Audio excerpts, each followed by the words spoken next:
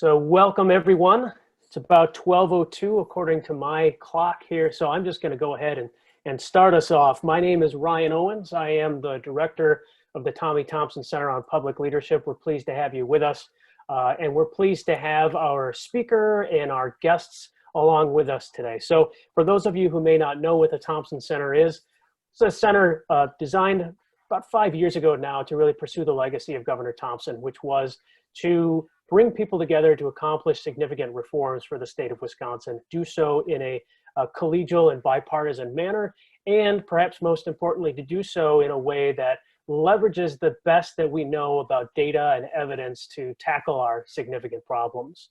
So we're pleased today to have Professor Howard Kunreuther with us to talk about his book, The Ostrich Paradox, which is something that's really interesting today. One of the things that we're focused on here at the Thompson Center this year is how we can better prepare ourselves for public emergencies and really hit the ground running when they happen. We do have some blind spots, and this is something that behavioral economists have noted for some time now. So we have an esteemed panel of folks here that are going to talk to us briefly. We've got a couple of co-sponsors here that are going to work with us to make sure this all happens.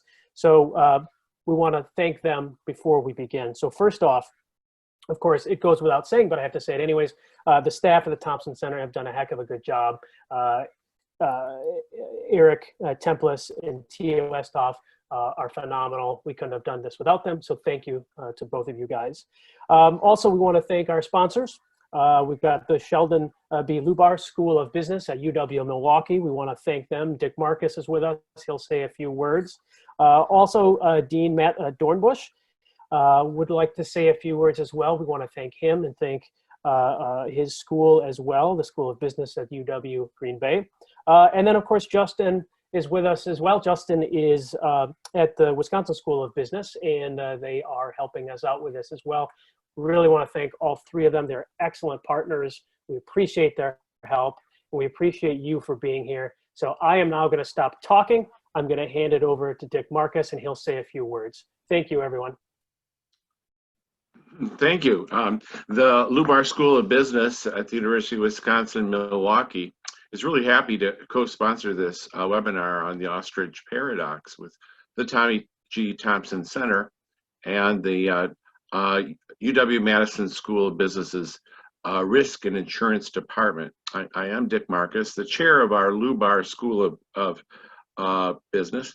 Our faculty and our doctoral students love to teach and explore behavioral mistakes we make, but after today, we hope that we will try to be ignoring these black swan events that occasionally occur, like this pandemic that we're dealing with now. Thank you. Thanks, Dick. My name is Matt Dornbush. I'm Dean of the Coffin School of Business at UW Green Bay. And I also want to thank Ryan in the Tommy Thompson Center on Public Leadership for inviting us to be a co-sponsor on today's events.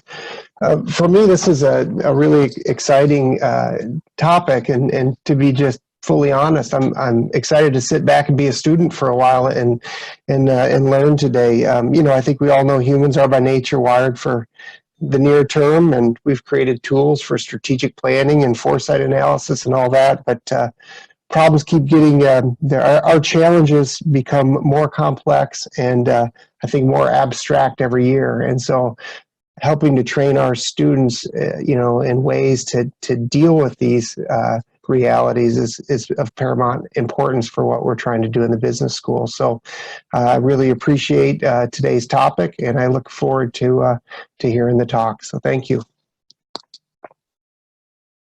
All right, and so I think I'm up now. I'm Justin Sidnor. I'm a professor in the Risk and Insurance Department here at UW-Madison in the Wisconsin School of Business. My area of specialty is in behavioral economics and applications to risk and decision-making under risk. And it's my distinct pleasure to get to introduce Professor Howard Kunreuther to everyone today, our speaker. He's really the father in many ways of the area of study that I'm interested in. He's perhaps one of the very leading thinkers in the world on the question of how society can better manage low probability and high consequence events related to things like technological and natural hazards. He's, distinguished in many ways. To name a couple, he's a fellow of the American Association for the Advancement of Science and a distinguished fellow of the Society for Risk Analysis. He's written a number of books, and we're fortunate to have him here today to share some thoughts with us from his book, The Ostrich Paradox. So without further ado, let me hand it over to you, Howard, to take it away. Well, thank you very much, Justin. Good to be with you, and thanks for all of you for participating and Ryan organizing this event with Eric. I look forward. And Howard, actually, can I break in? I forgot one very important thing. To all of you watching this in attendance, Howard's going to speak for about 30 minutes, and then we're going to have a Q&A session. So please, at the bottom of your Zoom, you'll find a Q&A box. Type in any questions you have for Howard that come up while he's speaking, and afterwards I'll be pulling from those questions to ask him some questions and have some Q&A. Dick and Matt may join in as well for some questions. All right, so now without further ado, let me hand it back over to you. A very important interjection, Justin, because that's what we are looking forward to, and I am certainly looking forward to the dialogue with Justin and with all of you. So I look forward to your questions and your comments, and I will talk for about a half hour, and then we'll have plenty of time, I think, for discussion. So let me reinforce what Justin has said by putting things down in the chat box so we can have that kind of dialogue afterwards. So let me get started with Justin highlighted essentially what my interests are, and that the two of us have worked together over the years on these issues. And the big issue, I think, is how we deal with these low probability, high consequence events. I'll say one word about that right now. I co-direct with Bob Meyer, who's a co-author with me of The Ostrich Paradox, the Risk Management and Decision Process Center at the Wharton School, University of Pennsylvania. And our interest has been from the outset, and we're over 35 years old now, has been on how we deal with these low probability, high consequence events, things that people were not interested in when we started and the way they're interested in it today. And I think now it's a central issue that we're all facing, and certainly the pandemic, which I will be talking a bit about as part of this talk, is on everyone's mind right now. But there are a lot of other issues that we have to be focusing on, and climate change is certainly one of them, and I'll focus on that as well. But I think what I'd like to do is let me get started and show you and give you just a very brief outline of what I'll be covering.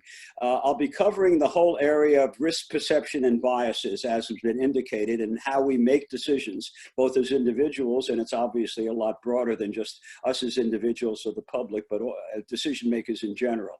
Then I will focus on the challenges that we face with the current pandemic we're dealing with, and then highlight something that we find very important in as a part of our Ostrich Paradox book, use of a behavioral risk audit to address the biases that seem to affect all of our behavior, and can we try to overcome that in some way. And then I'll conclude by talking about climate change and how maybe lessons from the pandemic can be useful in terms of addressing the climate change and flood hazard issue now, rather than saying it's not going to happen to me, which is certainly one of the biases that we actually have. We like to say that these events that are low probability events will not occur, and then the challenges and questions for a discussion that you'll be an important part of. So that's what we're going to go. I want to start with a photo that I took with my wife about, maybe almost 2 years ago now, at Leeds Castle in England. And we were there, I'd never been there before, and we were just looking over the lake. And I saw all these black swans, and the word black swan was already mentioned by Dick earlier, to try to avoid these black swans. And I said, my God, this is something that I've got to take a photo of, because I've never seen so many black swans.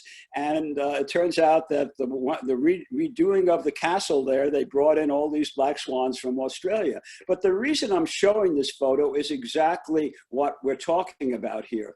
These the book by Nicholas Taleb, which is called The Black Swan, which if you haven't read is a very interesting book, says that these events are so low probability they're not going to happen very frequently. Well, they are happening more frequently, and there are more black swans today. And so I thought it would be useful to at least highlight that at the outset. We are dealing with events that are not nearly as low probability as they were 10 or 20 years ago.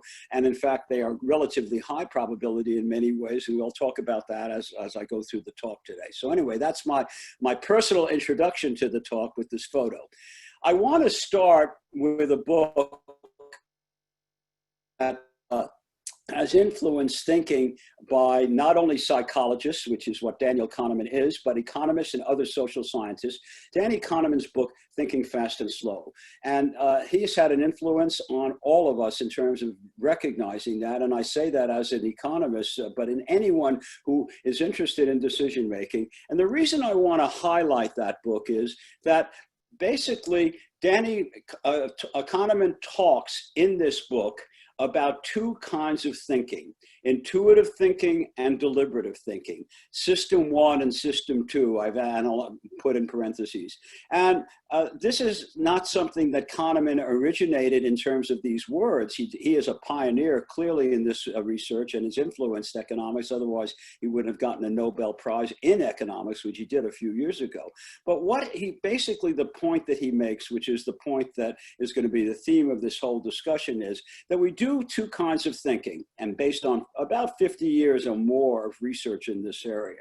System 1, or intuitive thinking, is an automatic way of making decisions. We use simple associations, including our emotions. They play a key role in our decisions. Past experience is a very important thing. We know when we learn from our past experience, but it's also the basis for the systematic biases and simplified decision rules that he talks about in this book.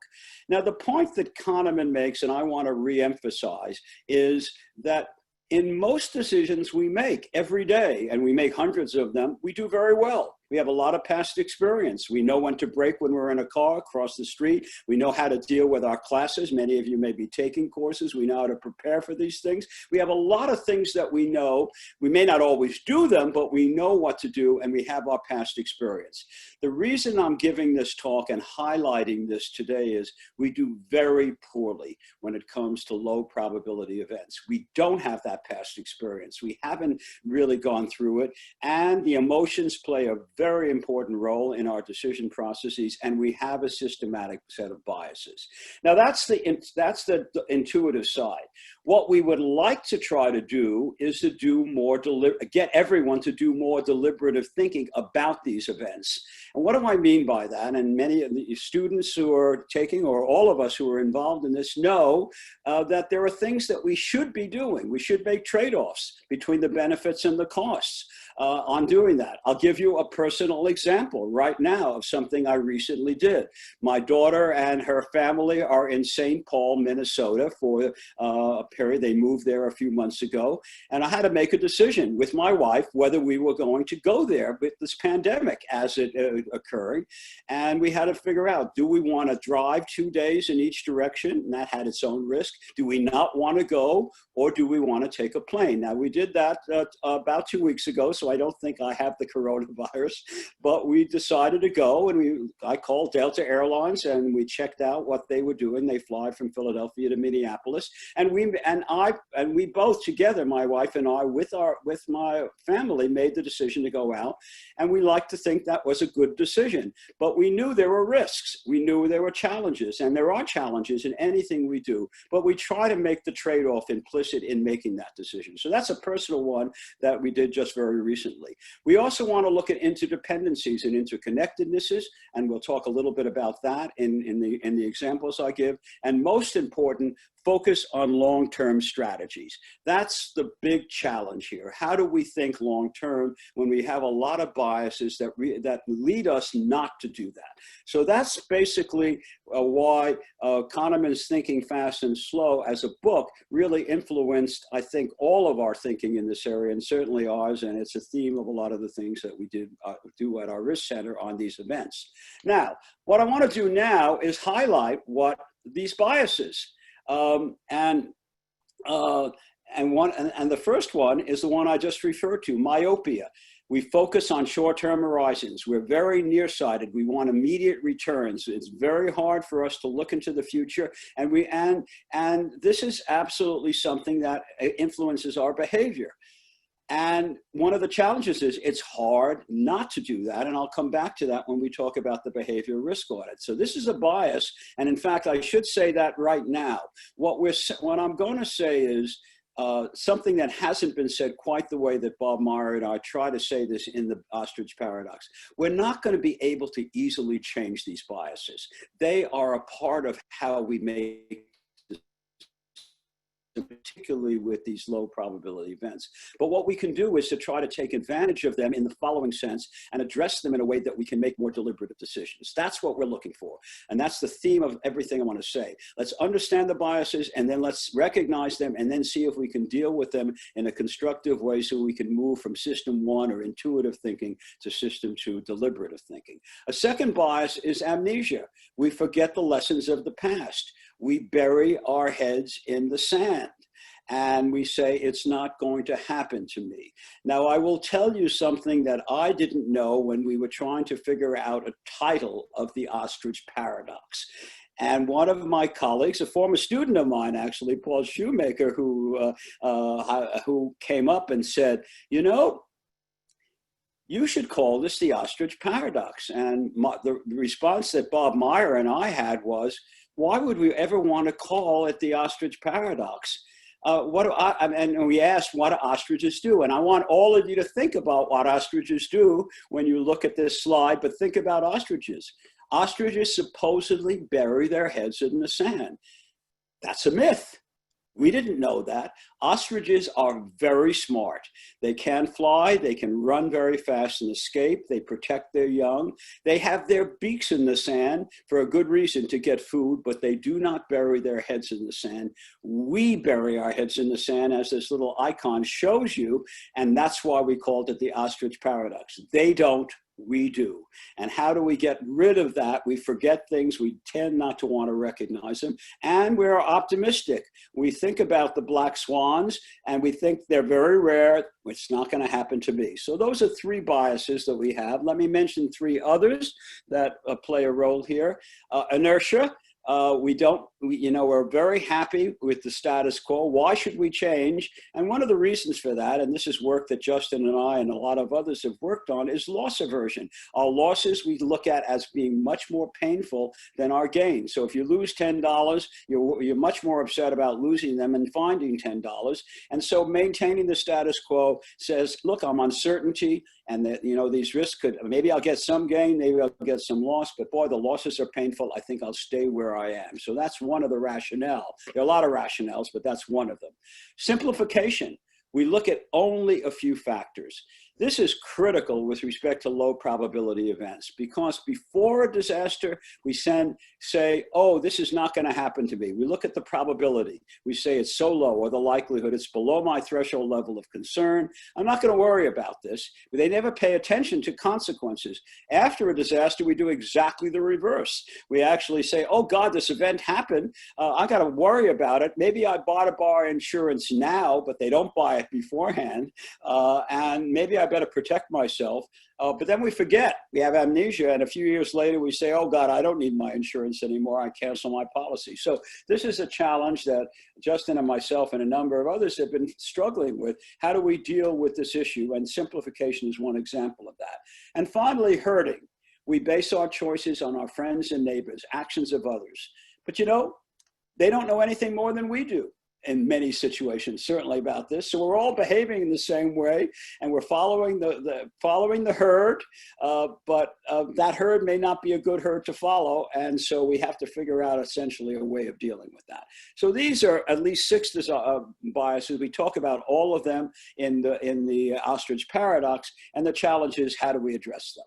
Well, I want to do the following. I want to now move on to the pandemic and highlight how this plays a role. So let me highlight three questions that I'll address very briefly here, and we can come back to some of these in the discussion. Why didn't we pay attention to COVID-19 during the months of January, but took the coronavirus seriously in March, which is what all of us did. And everyone, I think, the epidemiologists are an exception, but even in January, they weren't thinking about it, but they certainly knew about it ahead of the public and a lot of other decision makers.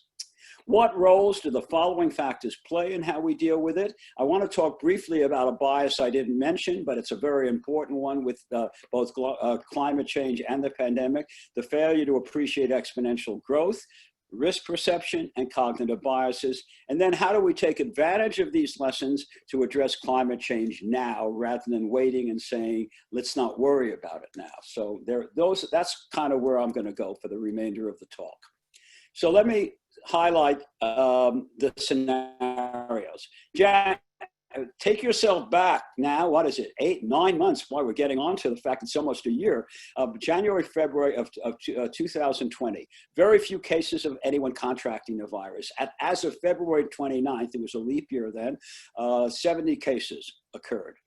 The first fatality, this is in the United States we're talking about, not China. They had it obviously before. I'm talking about our country.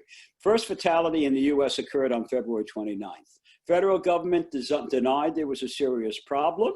The general public wasn't worried. Epidemiologists were concerned, certainly in February, as it was a new virus and they knew there were a lot of challenges that we faced. Here are the scenarios from March. 188,000 at that time, and we know had contracted the virus. We're into 6 or 7 million now today. 3,860 fatalities 1 month later. Every state in the country had someone infected. Many states had regulations closing businesses and universities to stay at home. We probably all remember where we were on March 12th or 13th. I certainly do. We're supposed to go to a concert that evening, and we have an apartment in New York. We were supposed to see a play the next day. The Book of Mormons, we had been waiting for 2 years to see it. The concert was canceled that evening. The play was canceled the next day. And we've been at home in Philadelphia, except one trip to New York ever since that time. So we all know something happened radically on the 12th and 13th in March in our country. Now, what happened here? Why did this happen? This is a fascinating question on the behavioral side. We tend to view linear growth as linear. If there are 10 deaths in day 1, there will be 10 deaths in day 2, and there will be 10 deaths each future day. And what's fascinating, and I will want to give my colleague who I've done research over the years with, Paul Slovic, credit for pointing out to me that there was an article that appeared in 1977 by a psychologist, Wagenaar, showing how people could not appreciate exponential growth. Experiments done 40 some odd years ago, and no one paid attention. No one cited that article. It's been cited now. I'd like to say we cited it in a little piece that Paul and I wrote for Politico on exponential growth, because Paul knew about this. Here's the example for you to think about. And it's an example that was written in the Washington Post, and we highlight that in the piece we wrote. Here's a very simple case. Suppose that a lily pad doubles on each day, starting with 1 lily pad in day 1, 2 lily pads in day 2, and you know in day 47 that it will be that the half of it is filled on day 47. If it doubles each day, you know that it will be fully filled in day 48, because it doubles each day and it's half filled in day 47. Here's the question that was asked as a part of a little test, and you could ask it of yourself. How much of the pond was covered by lily pads on 40 days, 7 days before, 8 days before? And when we ask that question, and I've done that in informal things, and we can quite do it here, but if we had a poll everywhere or could do a poll, it would be interesting to see. I don't think there is anyone I have ever asked that question, or I've asked other who have asked it to others, who have ever said less than 20%, 10 to 20%. And most people think about that amount. I mean, it's in that range. It is less than 0.5%, 0.4. That's exponential growth. And that's what the virus did. That's what climate change is going to be doing. That's what we are facing with respect to these events. And we use this in their article in Politico to highlight the importance of taking climate change seriously now because of exactly what's going to happen. But let's look at the pandemic. This is some data that we put together for Louisiana. This is Louisiana. And if you look at March, from January through March, and there was almost nothing happen. You can't see the slide very well, but nothing happens in January and February. And it's only in the latter part of March that you see how many cases explode. And if you look at the curve there of the total cases, it's going up exponentially. That's all I want to show you. You already know that from the number of cases that I mentioned at the end of February versus the end of March. So that is what's happening.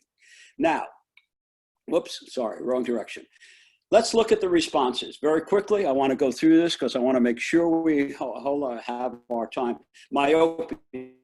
Few individuals were affected in January, February. No deaths. We're all myopic. It's not going to happen. Optimism. The estimated likelihood of our contracting the coronavirus is very small. No one will be affected by that. Simplification. We didn't pay attention at all to the consequences of being infected. We just said it's not going to happen to me. Herding. Our friends and neighbors aren't concerned. Why should we be concerned? The importance of social distancing never even entered. Look at Mardi Gras on February 25th. Almost everyone felt this was the safest thing to come up to. Look at what happened in Louisiana, partly because of Mardi Gras, in terms of the exponential growth with respect to the virus. So let's ask ourselves, how do we deal with this? And that's where the behavioral audit comes in. And this is what Bob Meyer and I are most interested in. And this is really what my interest is personally in terms of anything on policies with low probability events. And that's what we highlight at the end of our book. And basically it says, identify the biases, accept these biases of our natural tendencies, design strategies that address these biases. Let's turn to the pandemics to deal with that. Well, how do we deal with myopia? Well, there may be ways to do this, and we finally did it in March. Show the benefits of social distancing and wearing masks. It's as important today. This is a passion with all of us, I would say, but certainly with me. We've got to wear masks. We have to socially distance today. We're on our third wave now. But in March, we did say reduce the number of people contracting that. We should indicate, and there's all this evidence that we've all read about, closing businesses at an early stage. This is the economics, reduces business interruption risk and temporary or permanent job losses. There's a benefit to doing this now. And if we could put that on the table, we'll do the same thing as we would try to do when we saw our family. We'll say the benefits will definitely outweigh the cost. Optimism. Show that few illnesses can still lead to exponential growth. One person contracting the virus can affect 4 to 8 others. Just tell people that this isn't one-on-one. This is a multiple, and you're going to get a huge exponential growth. And have graphic data. Here's my data for the end of March in the US. This is the US data I talked about. Just look at that data. And if you see that data, you see there was nothing happening in February, and it went up to 188,000 at the end of March. But about simplification, the way we would like to think about it is construct a worst case scenario.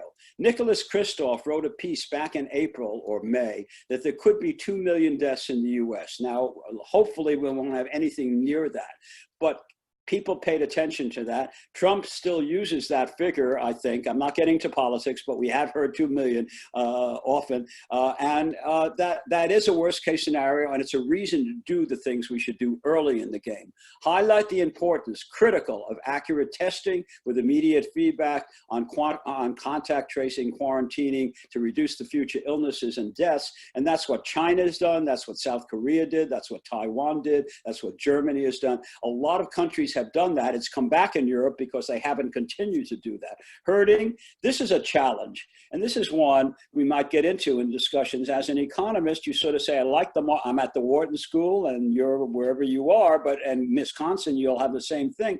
As economists, we say, let the market operate, let they operate. But you may need well-enforced regulations for businesses to close, social distancing, which we did, use the social media to communicate with as a way of dealing with all of this. Now, I want to turn to climate change now.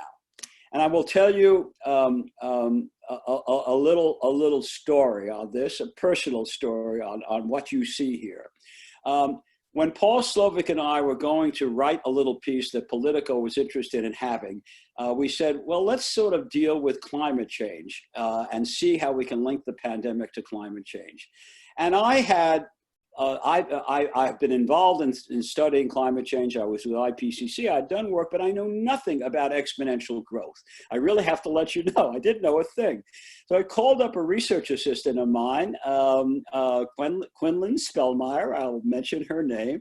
And I said, you know, we're doing this study on exponential growth and be interested in knowing if you know anything about it. She was one of the best students in a risk class I was taking, and I didn't know if she knew anything about this.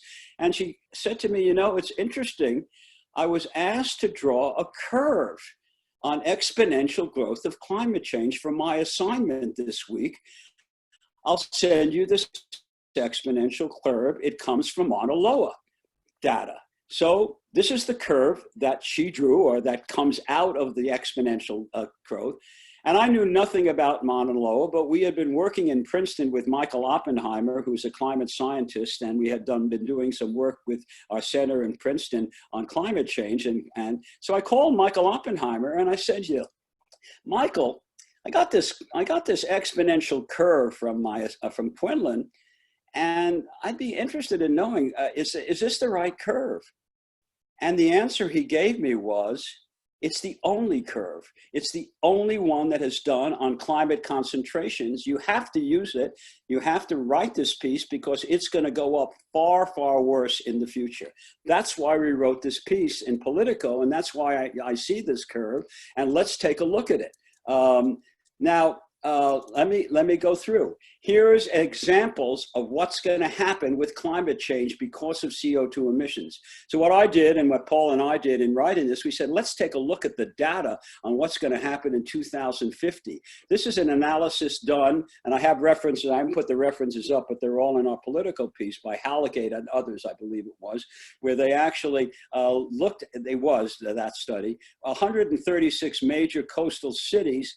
And you would have from an average of $52 billion worth of damage to 1.2 trillion a year in 2050, unless we deal with climate change. In Florida, the population has increased 163% between 1980 and 2018, compared to only 61%. And most of these people are living in hurricane-prone areas. So the risk is that much higher as a result of that. So here are a couple of examples of that. Now, we know about this even from today and what we're experiencing. Most of, and certainly this summer, most of the US could experience 20 to 30 more days of temperatures greater than 90 degrees. The Southeast being a big factor in this, with 40 to 50 more such days. And we know what's happening in California. I wrote, this particular thing was written a month or two ago when I put this down through March 2019. And we know the wildfires now are just enormous. I mean, we looked at it, we wrote this actually early, but the wildfires are incredible. And Colorado has its worst wildfires it ever had as of today. I heard that on the news. So we have these major problems. We have to pay attention. Now, I'm going to give you a little scenario of how we could deal with a flood hazard risk very quickly here with respect to a family, and then show you very rapidly, because I want to make sure we have time here, a few things on how we could deal with this with the behavioral risk audit. Here's a family that that could invest $1,500 in flood proofing. They are told that their The damage from this is going to be, they will save to $27,500. There's a 1 in 100 chance of this occurring. It's a hypothetical example, but somewhat realistic from data we had. And so, you know, insurance premiums, if you multiply the probability by the loss, will go down by $275. Now, the Lowland family responds in exactly the way we talked about. It's not going to be, they're going to be, no, there won't be they don't even consider long-term benefits. There wasn't any damage from the past. The likelihood is below my threshold of concern. Why should we change our behavior? We're inertia, no attention to the consequences. No other property is invested in this. Now let's take a look at the biases and the behavioral risk audit. Myopia, how do we deal with this? We deal with this with economic incentives. You don't tell the person it's $1,500 that you're going to actually lose your, that you have to spend to make your house safer. You say, look, we'll give you a loan, and we'll give you a loan, and we'll give you an insurance premium that will reduce your risk each year. So I'm going to come back to that in just a moment. Amnesia. Multi-year insurance contracts. We've been trying to get that for years. No one's interested, but it's a good way to deal with amnesia, and it's a good way for the industry to operate. I won't get into that. Justin and I will talk about that offline. but there are ways to deal with that, and that's a way to deal with it. Optimism. This is one that we have done a lot of research on, as have others. You tell someone there's a 1 in 100 probability of a disaster occurring, a flood occurring next year, and they say, God, 1 in 100, that's so small, I'm not going to worry about it. It's not going to happen. If you tell them there's a 1 in 4 chance of at least one flood in 25 years, the same probability with independent events over that period, 1 in 4, they say, gee, that's a pretty high probability. I think I'll pay attention. But it's the exact same exact same probability. Stretch the time horizon, just like with loans. Stretch the loans over time. Stretch the upfront cost over time. So let me show you the Lowland family. Very simply, it's a very simple example here. You give them a loan for 20 years at a 10% interest rate, and they pay $145. They pay even less if the interest rate was lower. You save $275 every year on your insurance premium. This is a no-brainer if you're interested in the financial savings. You save $275, you pay $145. Do it. Do it now for money, and that's as simple as that. And let me cover the other 3. Inertia, add the flood coverage to a homeowner's policy and say if you don't like it, cancel it. Simplification, focus on consequences rather than the probability, worst case scenarios. Hurting, give a seal of approval to someone on well-designed property, and maybe you'll get a social norm. So these are some examples of things that you can do. Now, let me show you just very briefly some experiments that we've done. I'll go through them briefly because we can go, I can be happy to elaborate on the questions. Here is an example. We're working with an insurance company right now in a flood insurance agency that is now part of Amwins that is actually trying to market the following policy. And they are supporting our study that we're doing, a field study at the Risk Center that I'm doing with postdoc right now, Lynn Cornell Price. And what they said is you can pay an extra $35 on your flood insurance policy, and you can get $10,000 to mitigate your home, to make it safer if it suffers damage from a flood. And that's basically, they created this new flood-ready coverage. Did people want to buy it? Very few, very few. So we did the following experiment. We looked at what they did. Add that policy onto your insurance. 15% of the people said they would add it on. Tell them it's on the policy. If they don't like it, they can cancel it and get their $35 back. Not a big change. All you told them, it's on their flood policy. Over 40% of the people bought it. So the huge difference in a field experiment. This is data from the field as a result of their actually just presenting it as a default option, opting out rather than opting in. So these are a couple of, this is an example on that. And I'll end on that particular note. We've done experiments. I don't have a graph on that, but I can talk more on the time horizon on 1 in 4, 1 in 100. So let me conclude here so that we get ourselves to answer some questions and have a dialogue. Here are some future challenges and questions for discussion. What steps can be taken now to reduce the future losses from pandemics and climate change? What can we do? That's our interest in policy, given the fact we have these biases, and you may have some other ideas. How could we better communicate the risks of low probability events so the general public and other stakeholders pay attention to their consequences? And what role can different risk management policies, such as economic incentives, insurance, well-enforced standards and regulations play in dealing with low probability events? Conclusions: risk perception and biases lead decision makers to ignore these events until it is too late. That's what we're facing right now with the pandemic, frankly. We don't know how long this is going to last. There's a lot of uncertainty, but we are all struggling with that. And I don't have to tell all of you who are in Wisconsin, because you know this far better than I do, what you're going through right now. But I feel for that, and anything we can do to deal with that event, wear those masks, social distance, do anything you can to avoid spreading this to others. A behavioral risk audit can address these biases and provide guidelines. And the lessons from the COVID-19 pandemic provides a rationale for addressing climate change now to reduce its potential disastrous outcomes that I refer to in the near future. And I'll conclude only by just showing you, that those of you who are interested, this is the book. We have that ostrich burying its head in the sand on the cover, but we do feel that this is an area that needs to be looked at in a little more detail, given the fact we have more black swans than we ever thought we would have at this time. And I'll turn this over now to Justin. I'm looking forward to a dialogue with all of you, and thank you for your attention.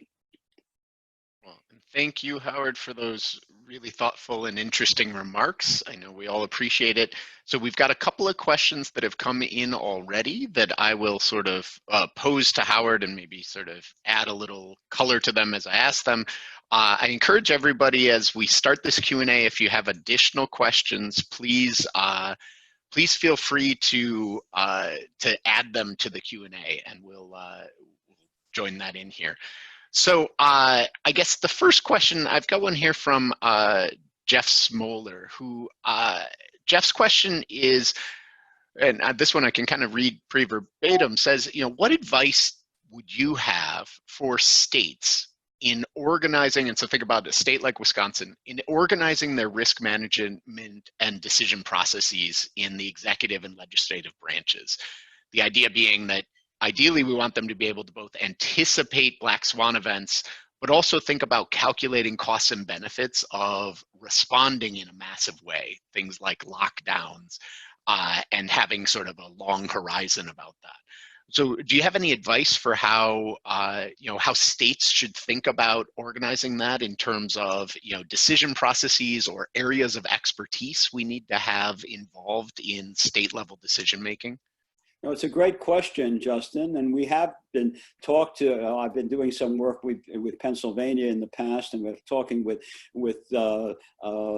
states on some of these issues. But let me give you the general answer, and you may want to comment on this as one. I'll start off with the acronym that makes it difficult, that you, I think, know, but others may or may not know. NIMTOF. Not in my term of office. So you have enormous problems with myopia. Anyone is thinking about re-election. Anyone is thinking about what's going to happen. We're hearing that right now in terms of just the election coming up. We know there are a lot of things that are happening. So what you have to do in my view, and this is where the behavioral risk audit comes in, you have to have short-term incentives that make this thing worthwhile for the state legislature and others to say, look, we should be able to do something now, and we can get something back on this today, but we also know it has long-term consequences. Take climate change, for example. I'll give you a good example for the state of California. The state of California has been facing that problem with solar energy and energy efficiency, and they have a rule that they passed at the legislature and in January 2020 that all homes now have to have solar and energy efficient energy, solar energy is part of it.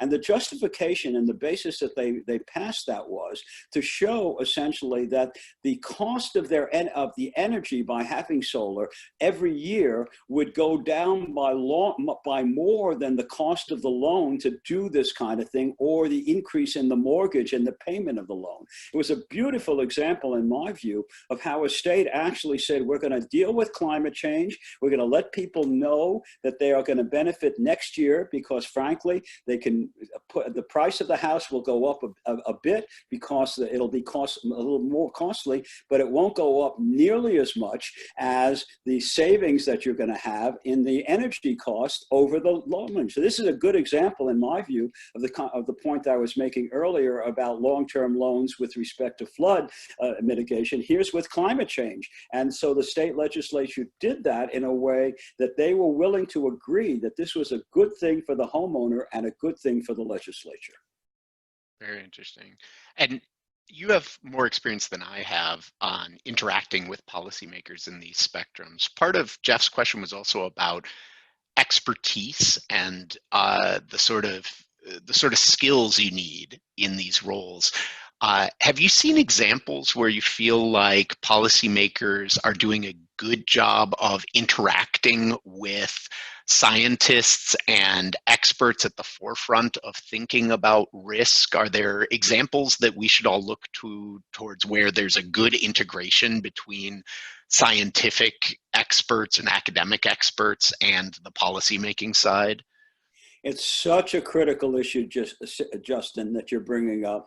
It was the basis, and frankly, of the piece that Paul Slovic and I wrote in Politico, because we said, if you don't listen to experts, you're never going to be able to understand the pandemic, for example. And that's a problem we have today. I think that the point that you're making is one, if you ask for examples, that there are agencies that have done exactly that on the political side. The Environmental Protection Agency has a scientific they're actually looking at, or have had that. And I think that there are political people who want to do this. I will say, very frankly, we're at a very, very low point on that today. We're having all the incentives have been moving away from listening to the experts. But if we don't listen to the experts, we're in trouble. Let me give you the other side of it. I'm hoping, and this is hope, I don't know whether it'll happen. I'd like your view on this and anyone else's. I'm hoping that because of what we have gone through with the pandemic, that we can recognize how critically important it was and is to listen to the epidemiologists, to listen to them at that time. I think the best example of someone who has done that politically, and we all know that, is Governor Cuomo in New York. He made an error earlier on the pandemic and decided that and as a result, there were a large number of deaths in New York City. He basically said, I have got to listen to the experts. I have got to do everything I can to try to avoid the spread of that pandemic. And New York still is one of the best states in the country now that has done that. But that was a political decision on his part. He had a challenge on how he was going to get funding for that we don't have to get into. But he did make that decision as a political person to listen to the experts, to make that decision. And I think we're hearing that even in this campaign right now. We've got to listen to the experts. And I think there are political people who did it. And Cuomo would be one example. I'd like your response on that, Justin, since you raised it. And maybe any thoughts that you have. I mean, that's the best I can do is one last point I'll make. We do learn from past experience. And here's a good example on the flood hazard. And this one I know because we happen to have the former Governor Bush of Florida come to our risk center to talk about this a couple of years ago. Florida had the worst building codes in the country when they had Hurricane Andrew in 1992. And 1/3 of the damage could have been actually avoided had even the building codes been enforced. They decided to learn from that experience politically, and that's part of the biases we know about, the availability bias. It was very salient. They now have the best building codes in the country. They basically said, let's learn. So I would say one of the things that politicians have done is, if you have a past experience, take advantage of it. And Governor Bush talked a bit about that, of his own experiences in terms of trying to deal with that situation, and saying that he could marshal a great deal of public support for these building codes, just like California was able to marshal a lot of support for their solar energy kind of thing. So I think if you can look at past experience, that is one good way that politicians can deal with it. Interesting. Interesting.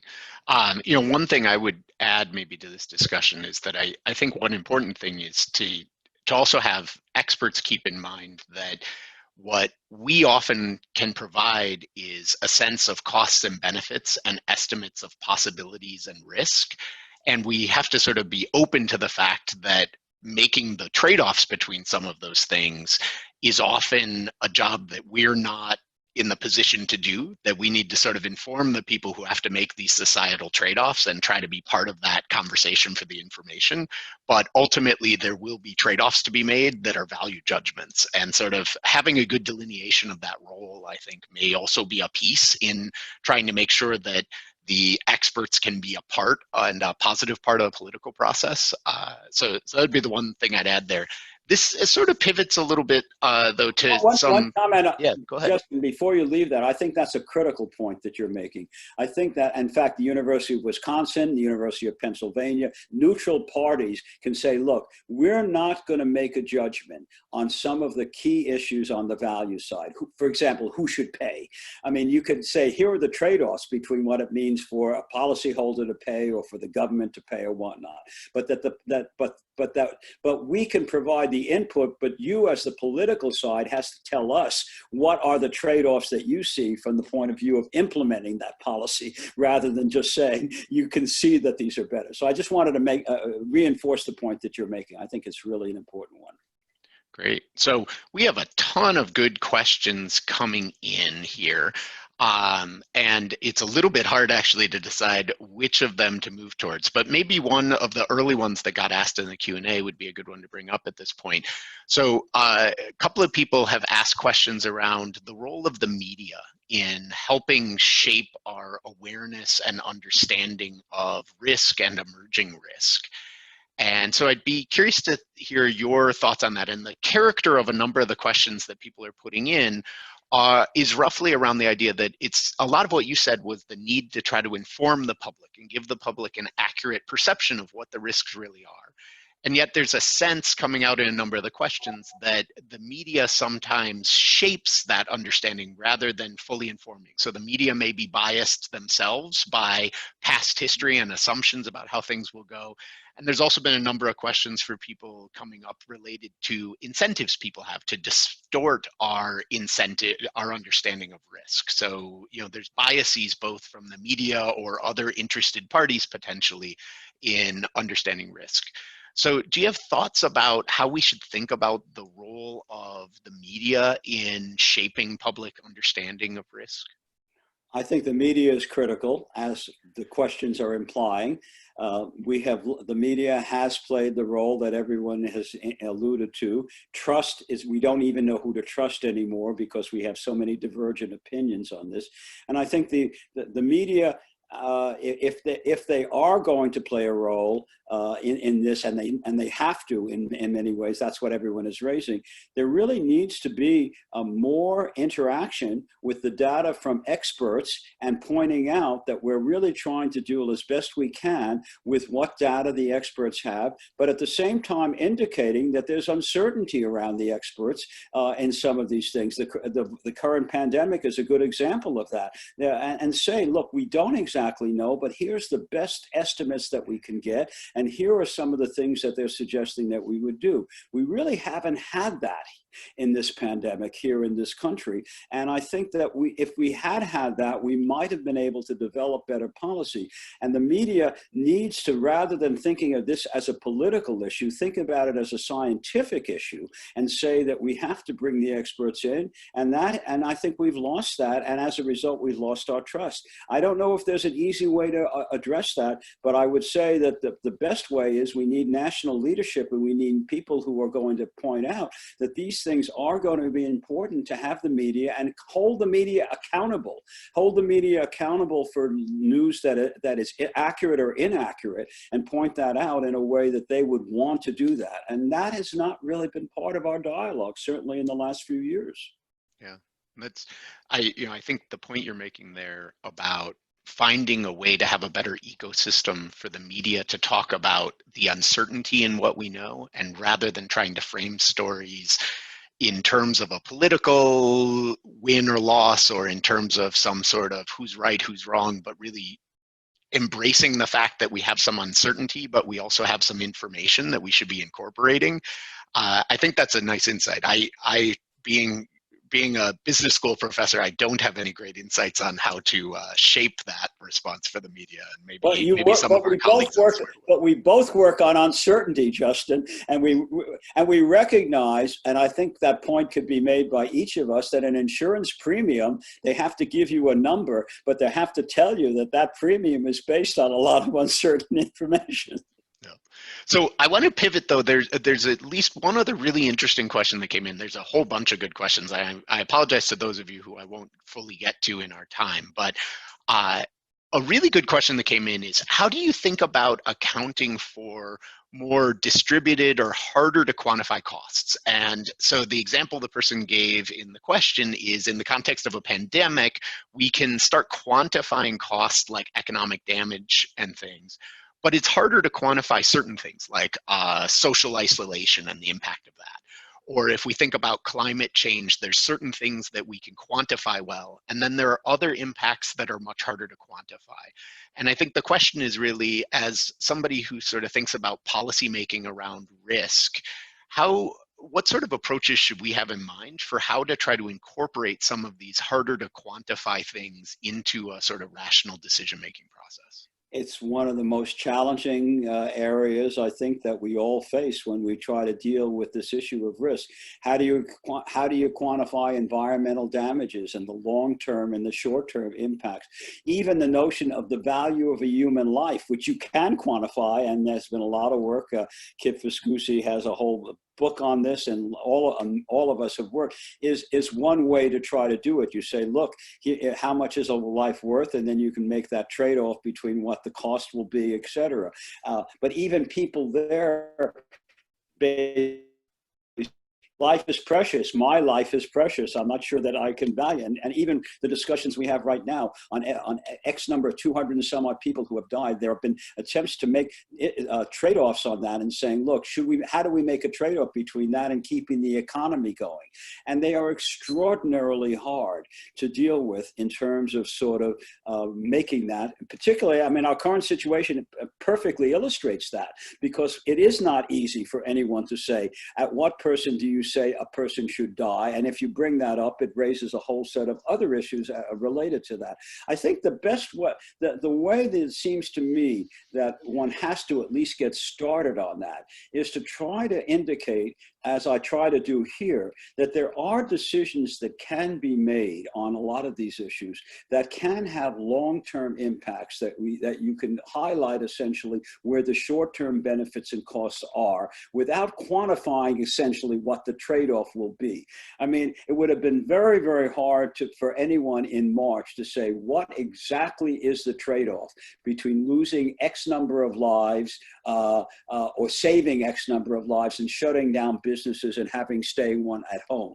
But if the argument is made that and this comes back to the uncertainty, we really don't know exactly all the things that are going to happen, and we can't really necessarily put an economic value on all of these elements that are uncertain. And there are things that are longer term, like business interruption, which we can't even know what will happen.